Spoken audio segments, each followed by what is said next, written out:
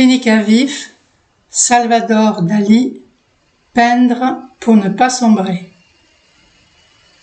À Cadagués, dans le fracas des rochers et la lumière crue de la Méditerranée, un jeune homme fantasque invente un monde. Salvador Dali, prince de l'excès, se rêve génie avant même d'être peintre. Il dessine, hurle, invente, se masturbe frénétiquement, met le feu à son enfance et s'invente un destin.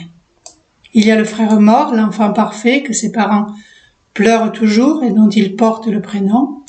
Il y a ce père autoritaire, rationaliste que Dali défie jusque dans ses excréments déposés dans les tiroirs de la maison familiale.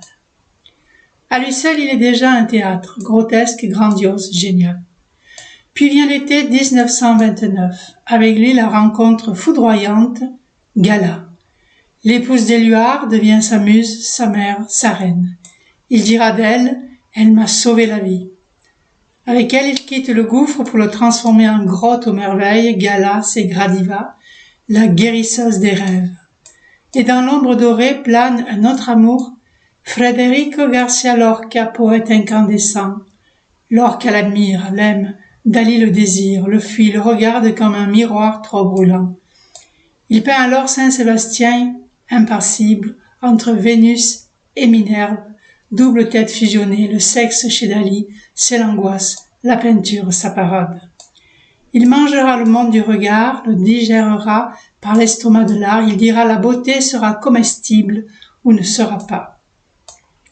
Chez lui, le génie naît d'une folie contenue, il théorise sa psychose comme on dresse une cathédrale, il invente la paranoïa critique, une méthode délirante pour transformer ses hallucinations en œuvres et ses pulsions en monuments.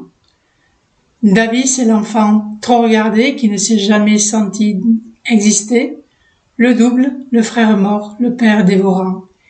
Il les tue tous à coups de pinceau et dans ses toiles où se reflètent 1000 images, il cherche une forme stable à son moi éclaté. Il ne guérit pas de sa folie, il l'organise, il la peint, la signe, l'expose. Et ce nom qu'il inscrit en bas de la toile, Dali, vient faire tenir ensemble le chaos. Peindre ou sombrer, il a choisi la couleur.